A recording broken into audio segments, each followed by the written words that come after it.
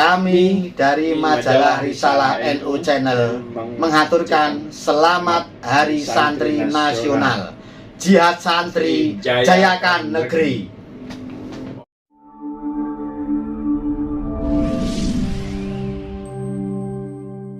Risalah NU mencerahkan dan menyejukkan. Assalamualaikum warahmatullahi wabarakatuh. Waalaikumsalam. Alhamdulillahirabbil alamin wa bihi nasta'inu ala umurid dunya waddin wassalatu wassalamu ala asyrafil anbiya'i wal mursalin sayyidina wa maulana Muhammadin amma ba'du. Para pemirsa, para pelanggan setia majalah Risalah NU dimanapun Anda berada, berjumpa lagi dengan podcast majalah Risalah NU Channel YouTube. Kali ini kita akan membahas majalah Risalah NU edisi ke 146 bulan Oktober 2023 dengan cover sebagai berikut. Teng. Jihad Santri Jayakan Negeri. Pengurus Besar Nahdlatul Ulama rutin setiap tahunnya menggelar acara kegiatan peringatan Hari Santri Nasional. Ini yang ke-8 kalinya menggelar acara kegiatan peringatan Hari Santri Nasional. Dalam laporan utama, kita menyajikan kita bahas tuntas soal resolusi jihad, soal kegiatan-kegiatan Hari Santri, dan kegiatan-kegiatan pengurus NU di semua tingkatan di seluruh Indonesia. Kali ini kita berhasil mewawancarai Panglima Santri yang juga Ketua PBNU, yaitu Habib Umar Shah. Kemarin kita mewawancarai beliau berbicara tentang membangkitkan kembali resolusi jihad, menggelorkan kembali resolusi jihad untuk para santri hari ini. Bagaimana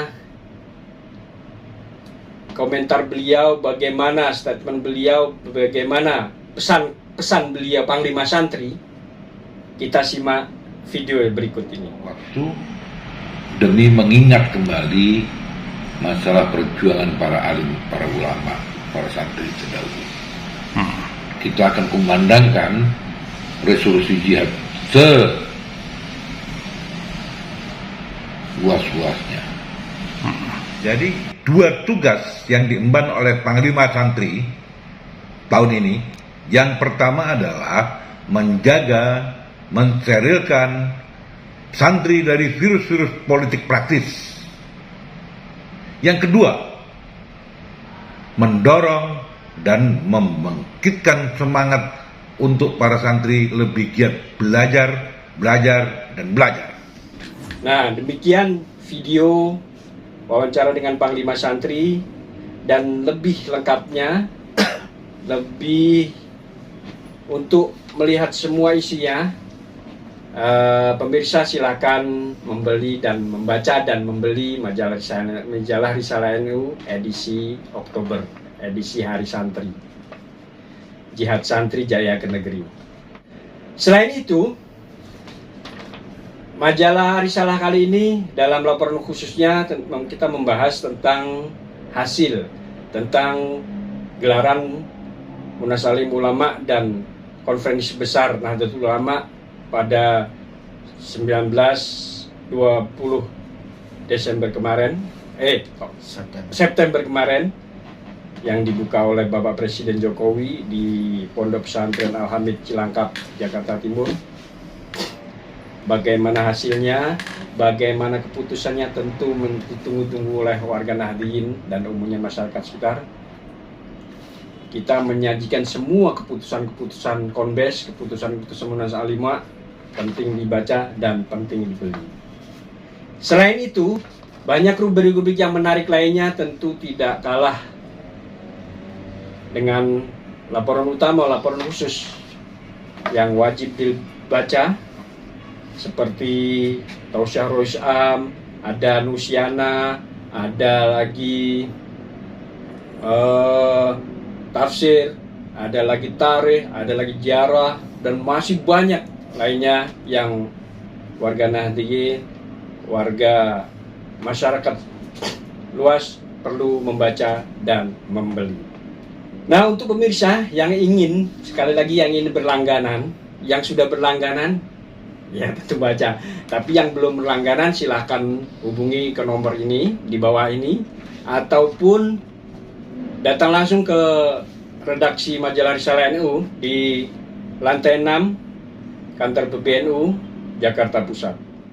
Nah, kali ini pemirsa Majalah Risalah NU, channel dimanapun Anda berada, di studio kita kedatangan tamu spesial di Hari Santri yang sudah malang melintang, nyantri di mana-mana, tabarukan di mana-mana, yaitu beliau adalah Kang Mahmud Fahru Roji. Bagaimana kabarnya Kang Mahmud? Alhamdulillah.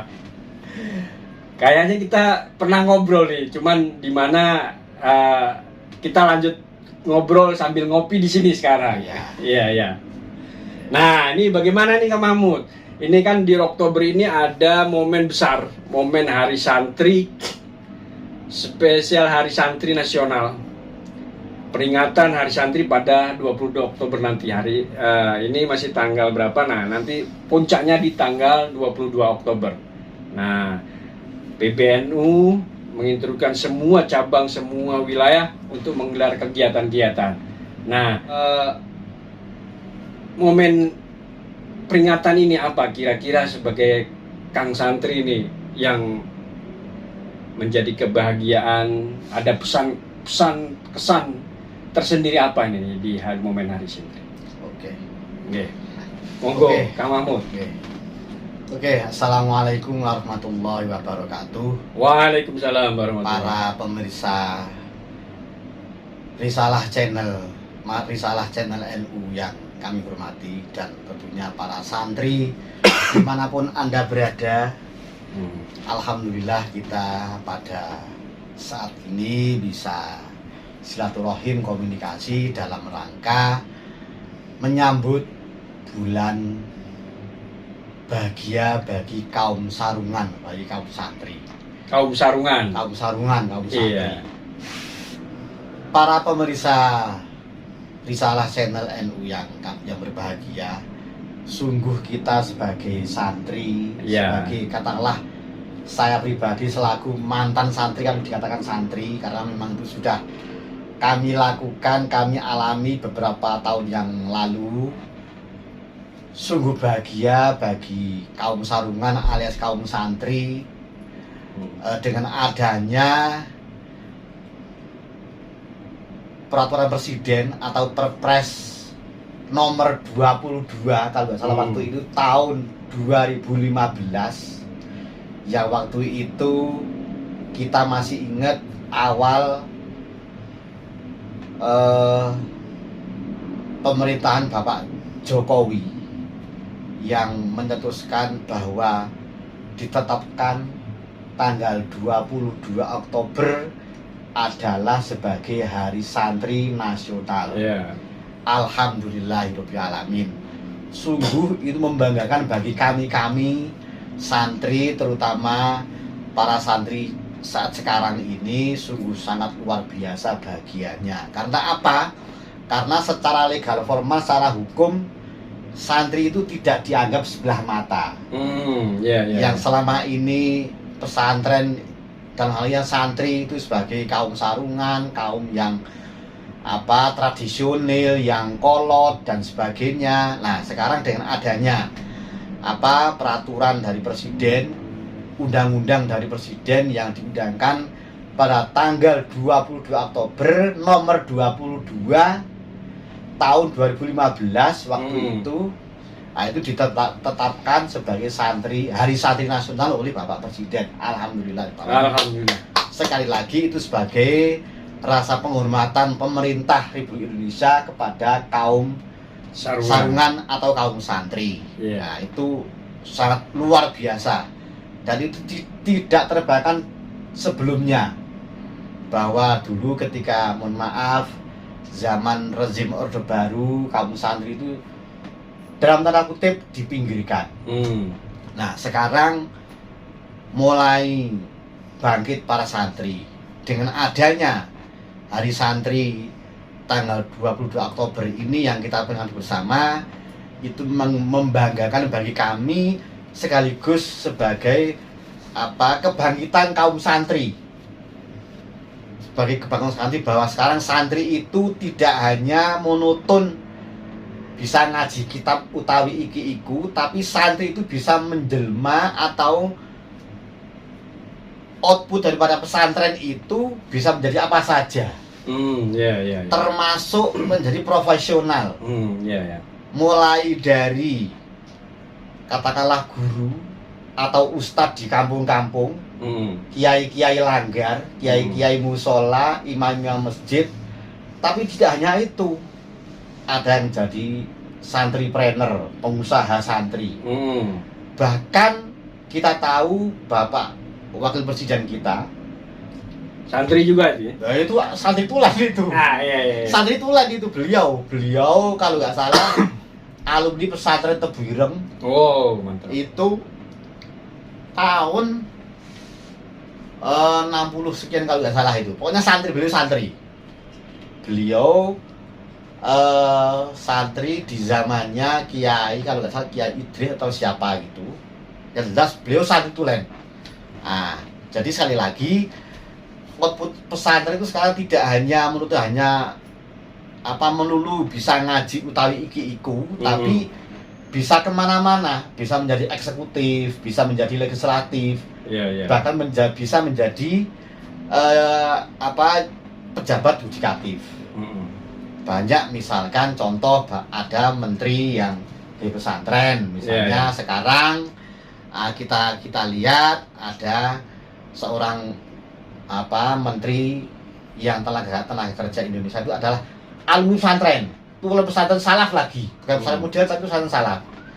Ada juga beberapa pejabat lain yang kita tidak banyak tentunya di luaran sana. Ini ngomong nih soal pejabat kok kayaknya tegang banget ini. Biar nggak tegang nih, gimana ini? Mohon maaf tapi saya ini ya, kita makanya hari ini kita pakai kaos biar nyantai aja ini. Biar nggak nyantai. Mungkin Kang Santri mau ngopi, mau ngerokok silakan. Nggak apa-apa izin ya, izin yang ngerokok ya. Yang penting intinya kita kan bahagia. Betul. Momen kita sebagai santri ya. Mohon maaf saya santri nakal. Nggak apa-apa. Iya. Santri itu bisa menjadi apa saja. Iya, makanya santai aja santri. Monggo. Lanjut. Oke, jadi begitu santri itu sekarang alhamdulillah sekali lagi kita berbahagia sebagai kaum santri. Ya kalau bisa kami katakan sebagai santri milenial lah gitu.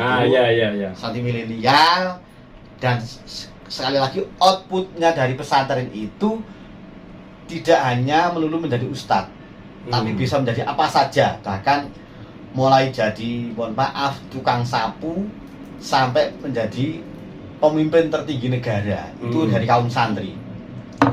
Terbukti yang dipelopori oleh Allahyarham Kiai Haji Abdurrahman Wahid atau Gus Dur. Beliau santri tulen dan beliau alumni santri pesantren Api Tegarjo dan juga pesantren Krapyak Yogyakarta. Beliau tidak menjadi profesor tapi bisa menjadi pemimpin negara, walaupun kita tahu hanya sebentar lah. Tapi paling tidak santri tidak dianggap sebelah mata. Itu pertama. Kedua, dengan adanya peringatan Hari Santri itu menambah semangat para santri untuk lebih semangat lagi giat belajar di pesantren.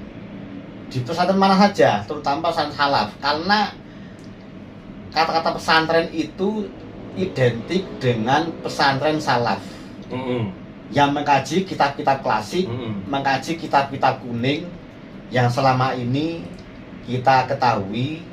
Jadi mulai belajar alat sampai belajar ilmu tasawuf itu di pesantren, sampai belajar dablek itu di pesantren, kira-kira begitu.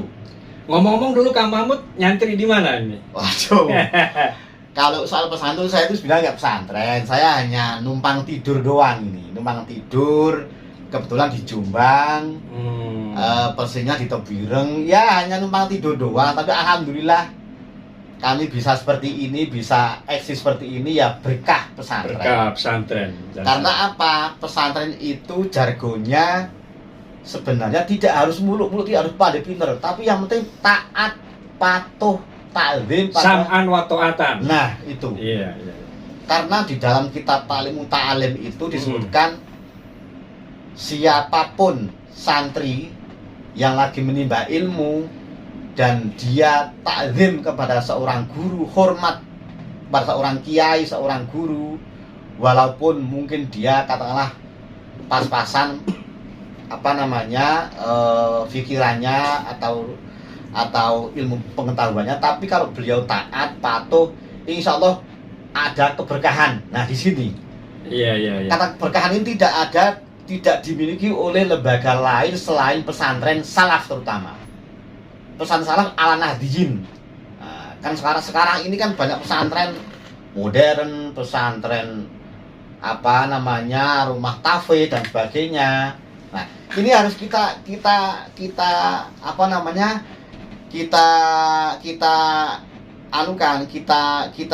diperjelas gitu, diperjelas. Karena sekali lagi sekarang itu banyak pesantren bermunculan, banyak pesantren terutama setelah pemerintah secara resmi menetapkan Hari Santri Nasional itu. Banyak pesantren yang bermunculan. Tanda kutip abu-abu. Abu-abu. Bahkan ada sebagian yang tanda kutip pesantren Al-Zaitun. Nah, kita tahu ngeri. semua pesantren dari seperti itu, dinamikanya seperti itu. Nah, makanya bagi kami yang kaum santri, kaum sarungan ini, momen tanggal 22 Oktober sebagai Hari Santri Nasional itu adalah membangkitkan kembali untuk semangat belajar di pesantren, khususnya pesantren Salafiyah Ahlussunnah wal Jamaah An-Nahdliyah. Membangkitkan kembali resolusi jihad. Nah, yang itu digelurakan Basim. Betul. Itu karena apa? Karena termasuk itu juga resolusi jihad itu adalah salah satu peran pesantren, peran kaum santri dalam mengusir penjajah waktu itu. Gitu. Saya kira kalau tidak ada namanya resolusi jihad yang dilakukan oleh Hadratus Syekh Hasyim Asy'ari, nggak ada pahlawan. Tidak ada pahlawan dan tidak ada hari santri. Tidak ada hari santri. Nggak ada. Iya. Gitu. Alhamdulillah. Itu penting di situ. Makanya kita bersyukur. Ya, makanya sekali lagi kami mengajak kepada kaum milenial santri sekarang ini, marilah kita bersyukur, berbangga hati, dan juga tapi dengan tetap kita tabarukan pada para masyayikh kita, para pendiri, khususnya peri NU yang dulu mendirikan para pesantren. Khususnya Mbah Hasyim lah. Khususnya Mbah Hasyim. Banyak-banyak. Betul. Kita berhadiah Fatihah kepada Mbah Hasyim. Betul. Karena resolusi itu dilakukan oleh Hadratus Syekh Hasyim Asy'ari waktu itu, sehingga muncul gerakan 10 November di Surabaya waktu itu. Iya, betul. Yang terkenal dengan resolusi jihad, sehingga sampai hari ini kita diakui pemerintah sebagai Hari Santri Nasional, oleh pengakuan resmi pemerintah. Iya. Hari Santri Nasional. Ini ngomong-ngomong pemirsa, ini kopinya karena tradisi santri ngopi join, rokok pun join, ya kita joinan aja. Boleh. Nah, Kang Mahmud ini selain memang alumni Tebu Ireng, dia pernah nanti Tebu Ireng, di Tegalrejo, di mana-mana. Beliau ini ternyata sampai hari ini tuh beliau pengurus IKPT. Apa IKPT? IKPT apa? IKPT. IKPT itu adalah Ikatan Keluarga Alumni Pesantren Tebu Ireng. Wah, keren. Nah, apa nih kegiatan IKPT dalam Hari Santri nanti ada kegiatan nggak? Nah, ada apa? Ada apa aja? Nah, kaitannya dengan IKPT, kebetulan kami ini salah satu pengurus di daerah kami. Kebetulan kami ketuanya yang membawahi beberapa pesantren, alumni pesantren Tebu Ireng. itu di kegiatan kami itu sekarang IKPT itu memang karena ini organisasi baru. Baru sekitar 2-3 tahun yang lalu dibentuk, masih istilahnya masih mencari jati diri lah kira-kira begitu. Tapi alhamdulillah keluarga besar IKPT seluruh Indonesia itu sekarang berhimpun menjadi satu wadah namanya IKPT. Nah, IKPT itu ada namanya Presnas, Presidium Nasional IKPT. Salah satu pelindungnya adalah Kiai Haji Ma'ruf Amin. Yang alumni juga beliau ya? Ya, yang notabene-nya beliau alumni Tebireng zaman tahun Hasyim 60, ya 60-an lah kira-kira begitu. Iya, bawahnya. Nah, kebetulan ketua presidiumnya itu adalah Profesor Dr. Mas Huri Bakri, yang beliau adalah notabene-nya Rektor Universitas Islam Malang.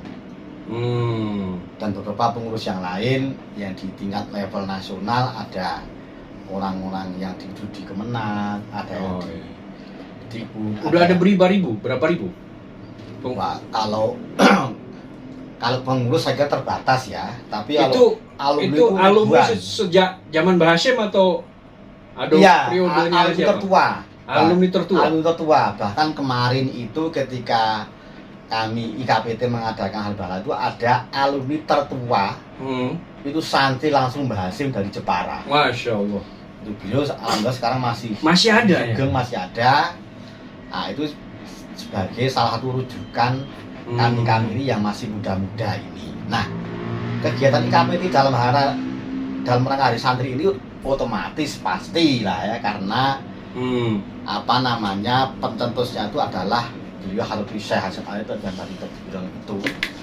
Nah, kami mengadakan beberapa kegiatan baik itu secara nasional maupun dari daerah-daerah masing-masing mengadakan kegiatan. Salah satunya sekarang yang lagi dibalakkan adalah ngaji, namanya ngaji Atibian. Itu Atibian itu kitab karangannya Habib Syekh Hasyim Asy'ari. Dan juga Istighosahnya karangannya Habib Syekh Hasyim Asy'ari. Kan lagi muter kemana-mana. Itu rutin menjadi rutin itu. Ya, setiap 3 bulan sekali. Itu muter seluruh Indonesia. Nah, kemungkinan nanti juga akan muter itu. Jadi dzuriyahnya Habib Syekh itu nanti muter keliling ke daerah-daerah seluruh Indonesia, di mana di situ ada alumni, di situ mengadakan ngaji kitab sementara ini, ngaji kitab nama kitab Atibian yang dikarang oleh Habib Syekh Hasyim Asy'ari sebagai tabarukan kepada beliau, walaupun seusia kami itu tidak menangi, tidak ngaji langsung kepada Habib Syekh. Tapi paling tidak kita ngalap barokahnya beliau. Ngalap berkah. Ya. Penting itu. Nah, karena bagi kaum santri itu sekali lagi tanpa barokahnya kiai itu kita tidak bisa jadi apa-apa, tidak jadi seperti ini. Jadi kalau bahasa santrinya itu ya dulu ketika kan suka ada itu cerita-cerita dinamika santri itu kan zaman dulu itu. Di pesantren ini tidak pernah ngaji, hanya tidur, tidur. Tapi beliau sering ziarah ke makamnya para masayikh. Pulang ya pintar ngaji. Itu terjadi di banyak. Dilalah itu. Itu berkahnya berkah itu. Banyak yang di pesantren dalam tanda kutip dablek, turu, ngerokok, ngopi, nongkrong, gedok. Ngowoh gitu kan kalau dulu itu kan. Tapi pulang tahu-tahu bisa ngimami, jadi imam masjid, bisa ngaji. Ya minimal takmir masjid. Nah, gitu kan. Bahkan yang ada di pondok turu gendok, mangan turu. Ya mangan turu tok, tapi ya alhamdulillah itu tadi berkah tadi itu. Berkah. Nah, itu yang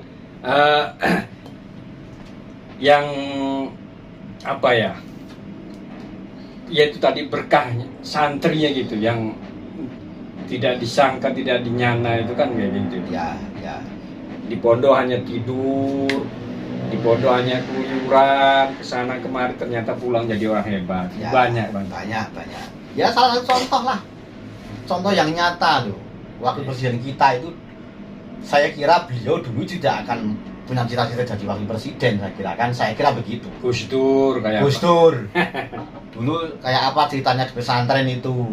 Iya. Kita tahu semua cerita-cerita Gus Dur ketika di Tegarjo itu seperti apa. Gitu Katanya kan. nggak pernah sekolah, tapi Nah, bacanya yang padahal sudah zaman itu sudah bacanya sudah di luar apa kaum santri di sebayanya waktu itu kan. Iya. Sudah itu artinya sudah bahasa asing, bahasa Jerman, bahasa Inggris, bahasa Arab gitu kan. Ya, Padahal itulah. dulu nggak pernah ngaji. Nah, itu salah satu barokahnya kiai itu tadi. Oke. Nah, bicara soal barokah nih, berkahnya para muassis, berkahnya para masyayikh, guru-guru, tentu tidak lepas dari tirakat sendiri ya Mbak ya. Betul. Dari selain keberkahan, biasanya santri itu punya kesendirian, Ya, rutinitas kesendirian ya, tirakat, ngerowot dan sebagainya, itu yang tidak dimiliki banyak santri kan. Nah itu makanya kemudian pulang jadi orang hebat, kemudian pulang jadi orang top. ya memang kalau bicara soal pesantren itu macam-macam. Masing-masing pesantren punya khas tersendiri sendiri. Contoh misalnya, jadi yang saya ketahui di tempat kami di Magelang sana di Garut itu santri itu punya khas tersendiri yaitu riyadhah. Karena Iya. pendiri pesantren itu terkenal ahli riyadhah. Ahli riyadhah, ahli puasa, gitu kan. Bahkan sampai sekarang salah satu pengasuhan itu juga ahli riyadhah. Iya. Tiap hari puasa. Jadi itu ditanamkan oleh para santri. Makan juga tidak makan yang aneh-aneh.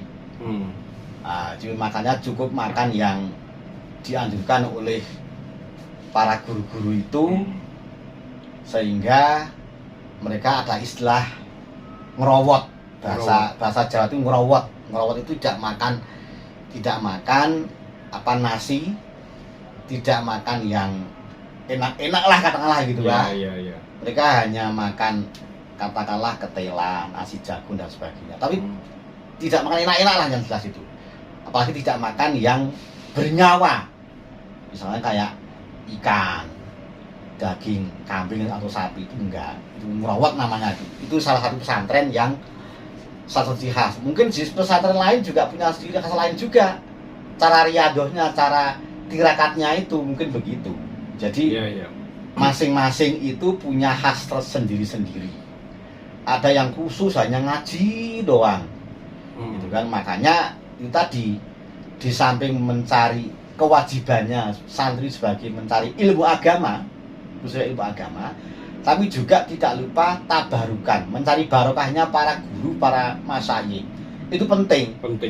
Sebab santri itu walaupun pinternya kayak apapun, tapi kalau tidak mendapat restu barokahnya para masyayikh, para kiai, para guru, nonsen, nanti keluar tidak akan menjadi apa, tidak ada artinya apa-apa.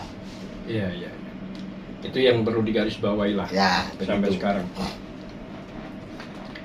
Intinya memang tawadhu, akhlak budi pekerti itu juga termasuk itu. Nah makanya para pemirsa sekarang banyak di medsos itu ada kiriman video-video yang tanda kutip memojokkan pesantren, tanda kutip yang menjelek-menjelekan pesantren.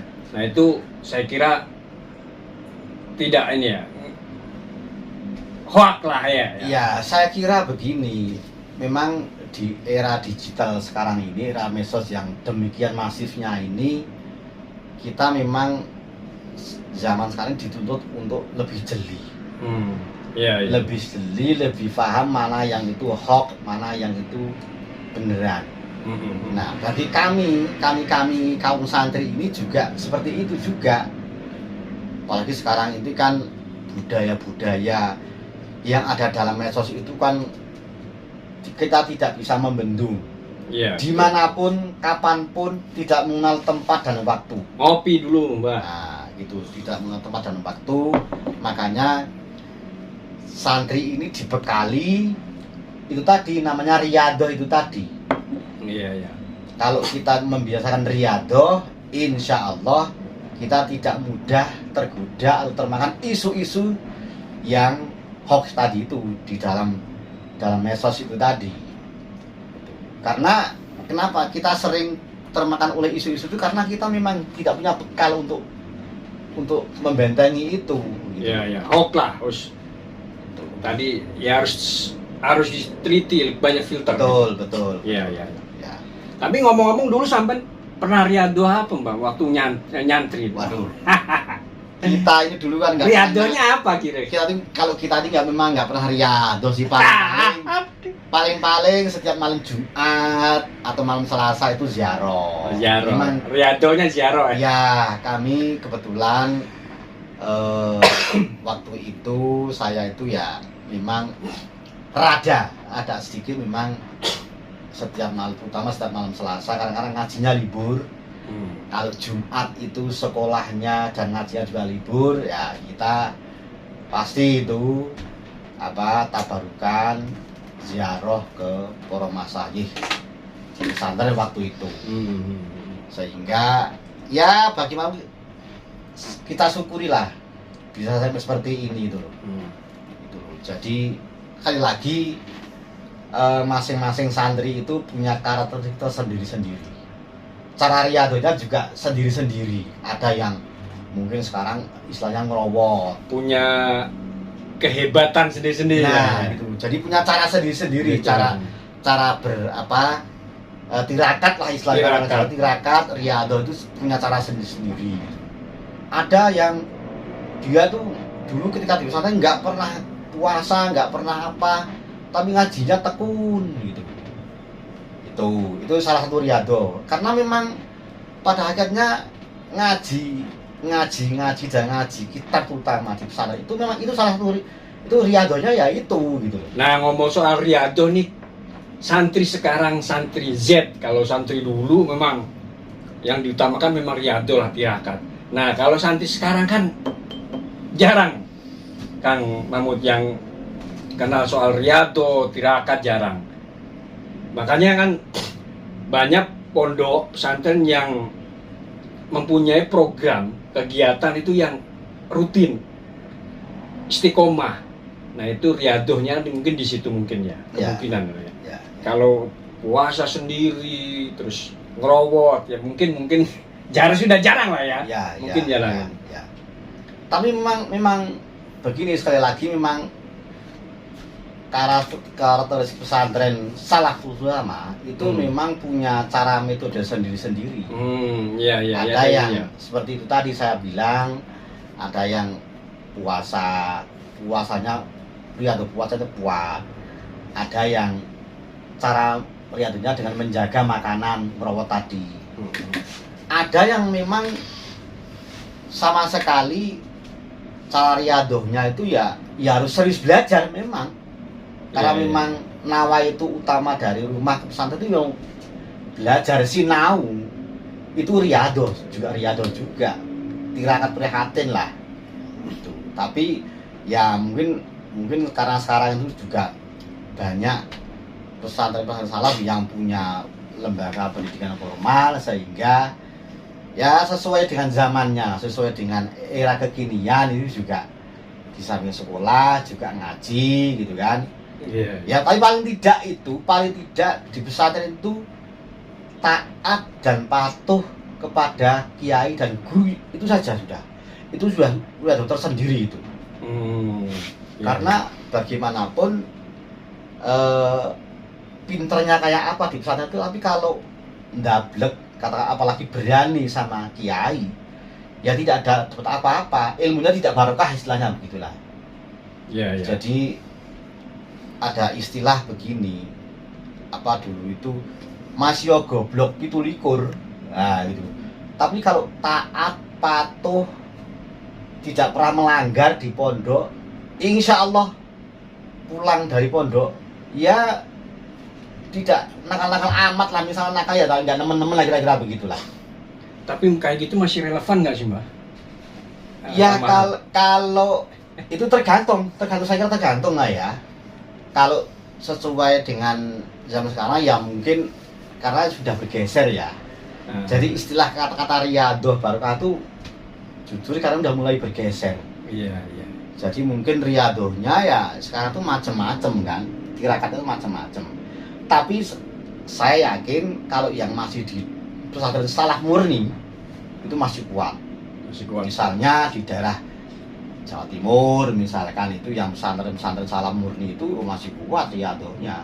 Terutama hafalan karena proses belajar di pesantren, belajar ngaji di pesantren itu adalah di sampingnya ngaji langsung kepada kiai, pada guru. Itu namanya ada hafalan. Nah, ketika hafalan itu tidak hanya menghafalkan tok, tapi ya mungkin itu tadi salah satunya riyadhahnya itu ziarah ke makam para pendiri pesantren, ziarah patuh dan taat kepada kiai dan guru, tidak melanggar aturan pesantren. Nah, itu penting di situ. Iya, tapi saya kira itu yang seperti diajarkan para masyayikh, terutama para pendiri NU katakan gitu. Ki Hadratus saya sendiri dalam kitab Ta'lim sendiri memang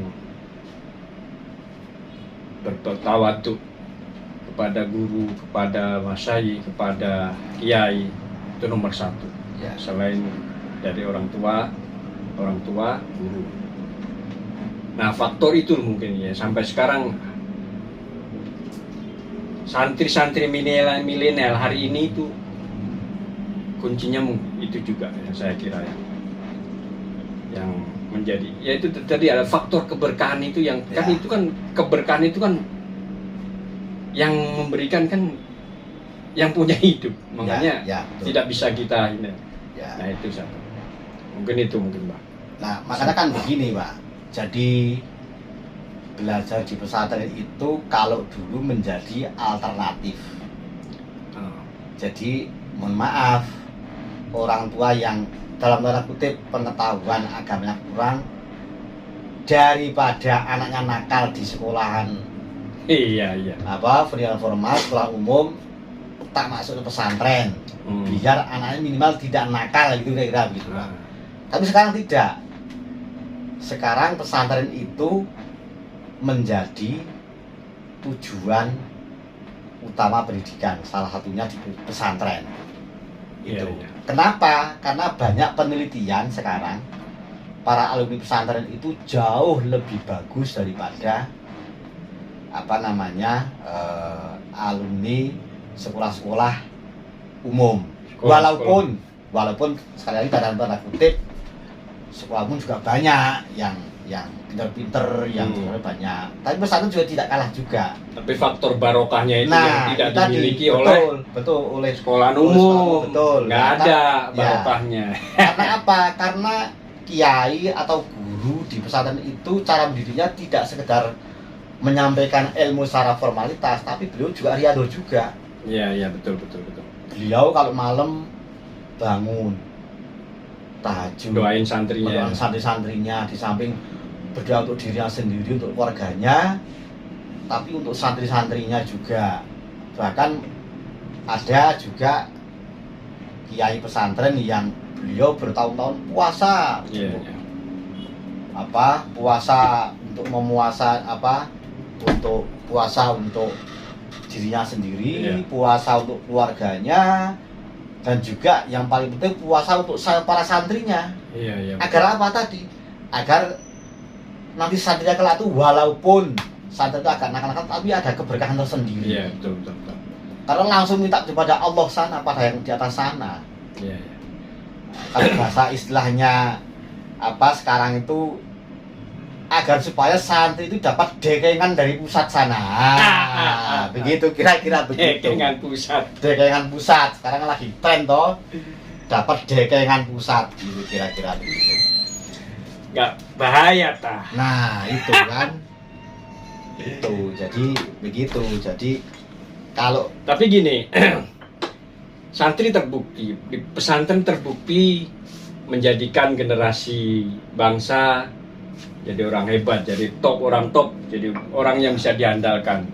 ya Nah, tapi kenapa pemerintah hari ini tuh masih belum, tanda kutip, belum berpihak ini dengan pesantren, anggaran yang masih jomplang, tidak bisa.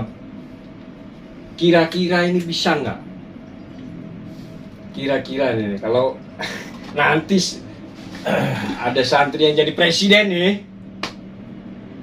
anggaran untuk pesantren, anggaran untuk umum itu bisa makan. Paling tidak ya nggak jomplang-jomplang amat, antara 60-50 lah.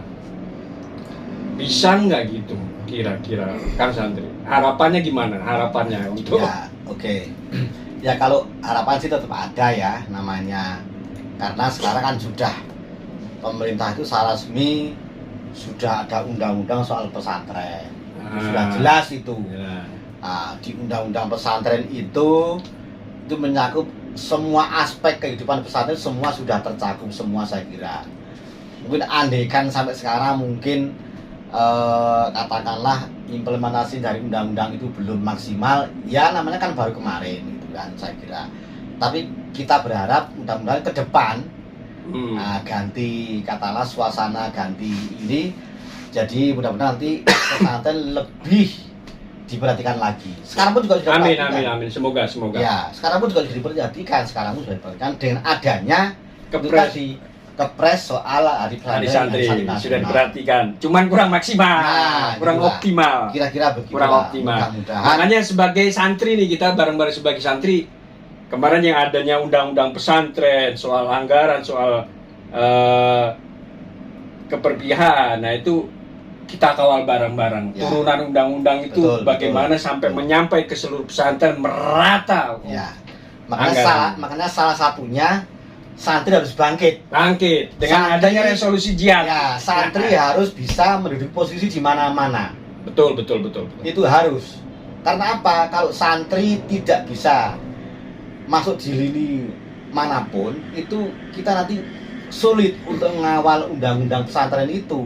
Iya. Jadi makanya dengan adanya minimal kita sudah punya payung hukum yang jelas kan. Undang-undang pesantren, ada Perpres soal Hari Santri Nasional.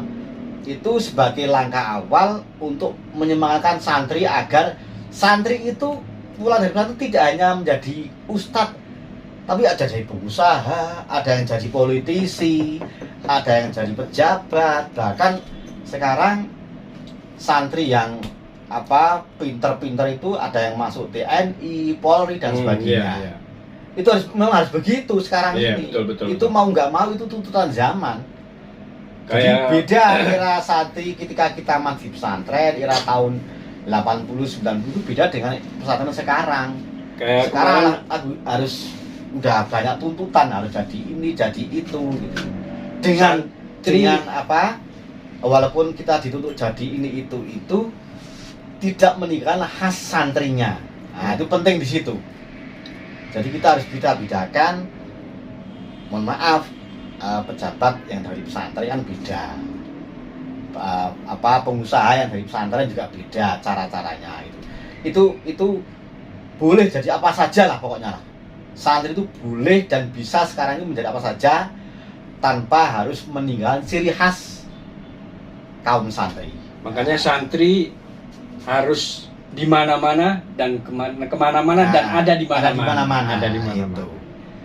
Semoga gini ya, kita semua berharap lah, semoga adanya payung ini, semua lembaga kementerian terutama koordinator terutama itu bisa sadar. Ya. Kesadaran mereka petinggi-petinggi pejabat-pejabat negara itu bisa benar-benar sadar dan sesadar-sadarnya bahwa pesantren inilah tiang utama generasi bangsa. Dan memang kita tidak mengikuti sejarah membuktikan. Ya.